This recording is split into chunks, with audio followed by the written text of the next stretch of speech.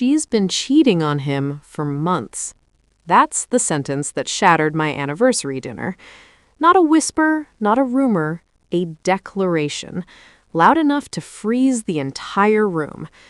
Have you ever felt a moment physically split your life into before and after?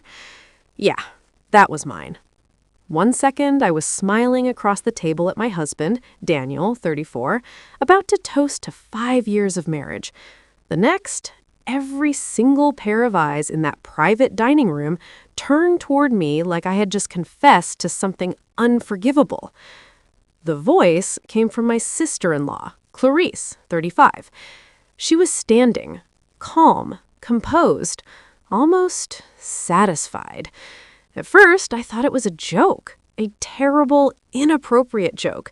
I even let out a small, confused laugh. No one else did. My name is Nadine, 32, and that night, that was supposed to be one of the happiest nights of my life. I had planned everything, every detail, the restaurant, the guest list, the speeches, even the music playing softly in the background. It was supposed to celebrate love. Instead, it became a public trial. Clarice slowly lifted her phone like she had been waiting for this exact moment. "I didn't want to ruin the evening," she said, her voice soft but cutting through the silence. "But Daniel deserves to know the truth." The truth? My stomach dropped. I looked at Daniel, expecting him to laugh it off, to say something, anything. He didn't.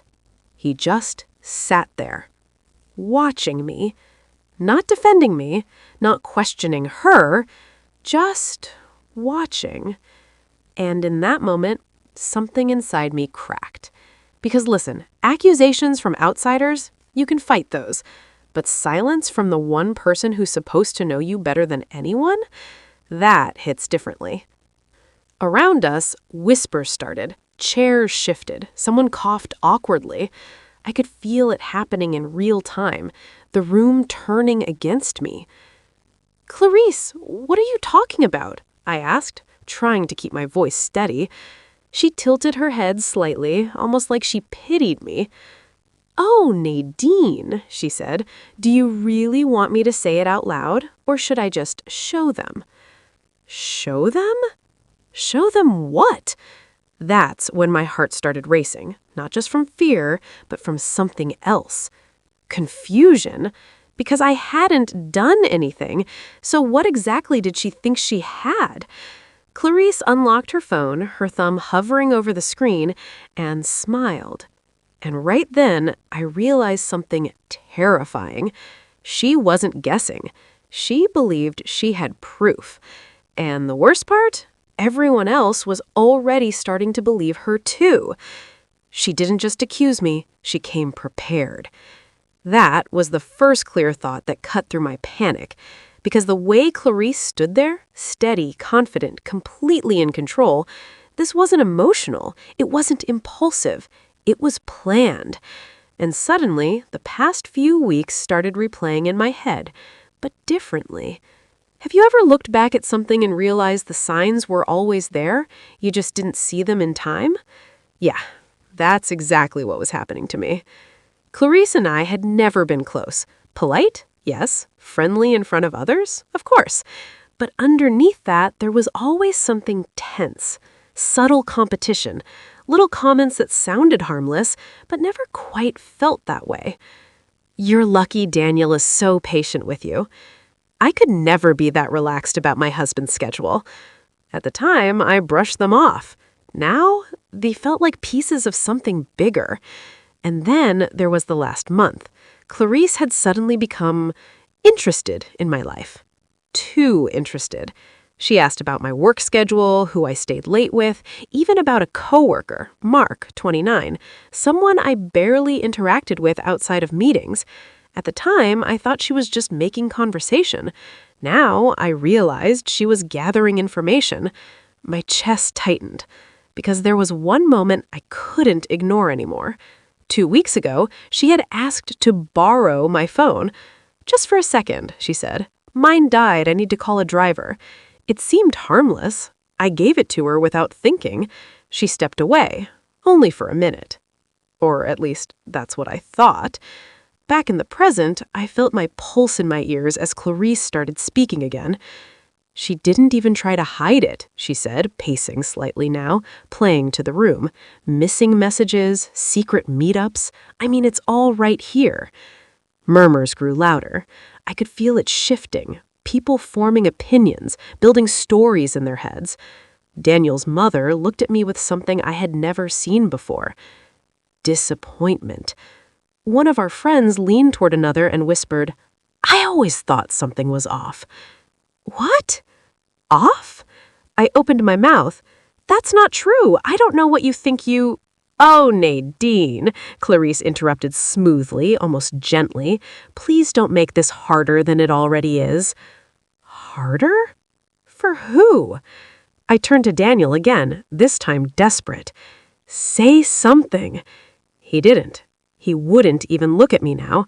And that's when it hit me. Not just the accusation, but the isolation. I was standing in a room full of people who knew me, and somehow, in a matter of seconds, I had become the villain. But something wasn't adding up. The way she spoke, the details she used, it was too specific, too structured, like a script, which meant one thing. She wasn't guessing. She believed she had proof. And the worst part? Everyone else was already starting to believe her too. The moment she hit play, I knew something very, very wrong. At first, it was just silence, then gasps. Clarice turned her phone outward so everyone could see. A series of screenshots filled the screen. Messages, conversations, my name at the top. My heart dropped into my stomach. Because it looked real. Too real. "Miss you already," one message read. "Same time tonight," another followed. And then Mark's name. I actually took a step back. Wait, what? Have you ever seen something about yourself that made you question your own reality? That was me, right there. For half a second, just half, I doubted myself. Not because I had done it, but because the evidence looked so convincing. The timestamps, the tone, the way I typed, it was unsettling. "She's been meeting him after work," Clarice continued, her voice gaining confidence with every reaction from the room. "Deleting messages, sneaking around. I mean, how long were you planning to hide this, Nadine?" The whispers weren't whispers anymore. They were judgments. Unbelievable. 5 years of marriage? Poor Daniel. And then it happened. Daniel finally spoke, but not the way I needed him to. He looked at me, really looked this time, and asked quietly, "Is it true?" That question, it hit harder than everything else combined. Not anger, not shouting, just doubt. And in that moment, something inside me shifted. The panic, it started fading. The fear, replaced by something colder. Focus. Because no, this wasn't just wrong. It was impossible. I stepped closer to the screen, ignoring the stares, the whispers, the tension suffocating the room. I studied the messages carefully, line by line, word by word. And then I saw it. A tiny detail, something no one else would notice. The timestamps. They didn't match my schedule. One message was sent at 11:47 p.m. on a night I was at home with Daniel. I remembered that night clearly. We had watched a movie together, ordered food, fallen asleep on the couch. So how could I have been texting someone else?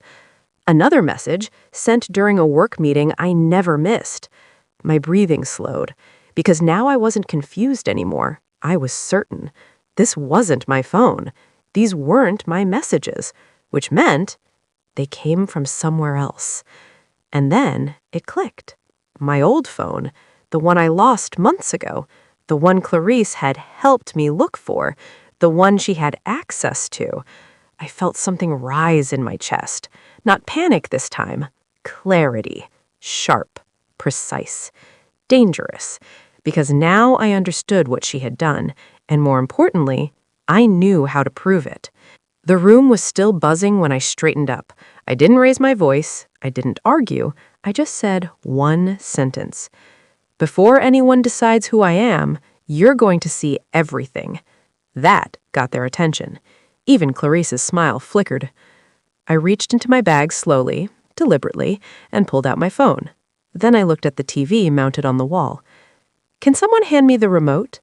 The room went quiet again, because something had just changed, and for the first time that night, I wasn't on the defensive anymore. No one expected me to fight back, especially not her. The room was silent as I connected my phone to the TV screen. Every eye was on me. Clarice's confident smirk faltered slightly, tiny, almost imperceptible, but I noticed. That was my first win. I took a deep breath, steadying myself. I started with the basics. "These are my messages," I said, scrolling slowly. "Conversations with Mark, strictly work-related. Every message is time-stamped, every detail matches my schedule." Some guests whispered among themselves, others stared, skeptical. Clarice shifted uncomfortably, her phone clutched tightly in her hand. Then I escalated. I opened my cloud backups and pulled up the device history for my old phone, the one I'd lost months ago. The fabricated messages were there too, but the metadata was all wrong. The timestamps, the senders, even the message IDs, they didn't match my actual account. And then I did something no one expected. I logged into the old device remotely. The TV mirrored the screen. Suddenly, the evidence she had so confidently presented wasn't just fake, it was proven fake. Guests gasped audibly. Clarice's eyes widened. I paused, let the tension sink in, then I explained clearly. Someone accessed my old phone, installed apps, fabricated messages, and waited for tonight. My gaze locked on Clarice. Someone who knows exactly how to ruin me in front of people I love. I scrolled to the security log, Wi-Fi access points, IP addresses, and there it was, clear as day. Login activity traced to Clarice's home network. The room went silent. I could feel the collective shock and realization. Clarice's hand twitched. She tried to interrupt, stammering, It's a misunderstanding." I didn't flinch. I simply said, "No, Clarice, let's show them what you didn't expect me to find."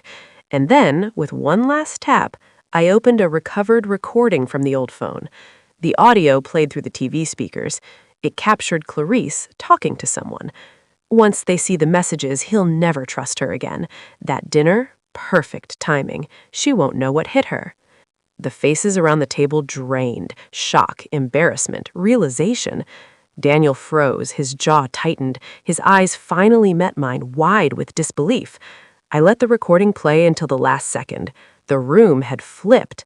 The whispers now turned to questions. How? How could she do this? Is this real? Clarice's confident poise shattered, and in that moment I felt it. Not relief yet, not fully, but control. I wasn't a victim anymore. I had evidence. I had truth. I looked at Daniel. He opened his mouth to speak, but I raised a hand. Watch. Listen. Understand. And with that, the stage was set for the fallout, the confrontation, the consequences, and the resolution that would finally end the nightmare. The room stayed silent long after the recording ended. I could feel everyone's eyes on Clarice, whose carefully crafted confidence had crumbled into something unrecognizable. Panic, shame, desperation. Finally, I spoke, my voice steady but carrying the weight of everything that had happened that night. This is the truth. Everything she accused me of, lies, fabrications, manipulations, and now you all know exactly how it happened. Daniel finally moved, swallowing hard. "Nadine, I didn't believe her. I should have—" His words faltered. He looked around, ashamed, realizing how quickly he had doubted me. The logical payoff was clear. Clarice had orchestrated the entire scheme. She had stolen access to my old phone, fabricated messages, and planned this public humiliation to destroy my reputation and even my marriage. Every accusation, every proof she showed was nothing more than a lie. Emotionally, I felt a wave of release. The tension in my chest loosened, and a strange mix of vindication and exhaustion washed over me. For the first time that night, I could breathe again. The betrayal stung less because now the truth was undeniable. I looked around at the guests who had silently judged me just moments ago, and I saw shock, guilt, and regret reflected in their faces. Consequences began to unfold immediately. Clarice was confronted by family members and asked to leave the restaurant, her manipulation exposed publicly as she had no defense. Daniel's parents, who had wavered, now understood the full picture. The social fallout was intense, but it was justified. Personally, I made a choice. I didn't instantly forgive Daniel for doubting me, nor did I pretend nothing had happened. We agreed to take space, to process the betrayal, not just of Clarice's lies, but of his silence during the attack. Trust would take time to rebuild. Clarice, meanwhile, became isolated, her credibility in the family shattered. Weeks later, I sat quietly at home reflecting. The night that had started as a nightmare ended with clarity. I had found my voice in front of everyone. I had shown the truth, and that truth carried more power than any accusation ever could. Daniel reached out, not begging, not defensive, just acknowledging his failure and offering to rebuild trust. I realized something essential. Losing others' trust hurt, but finding my own voice changed everything. And as I looked at the anniversary decorations I had carefully prepared that night, I thought, the truth doesn't shout, it waits, and when it speaks, everything else falls apart. That night, I learned that standing firm, trusting yourself, and seeking evidence over emotion isn't just about proving innocence, it's about reclaiming your life. The nightmare ended, but the lesson, that stayed with me, and I'll never forget it.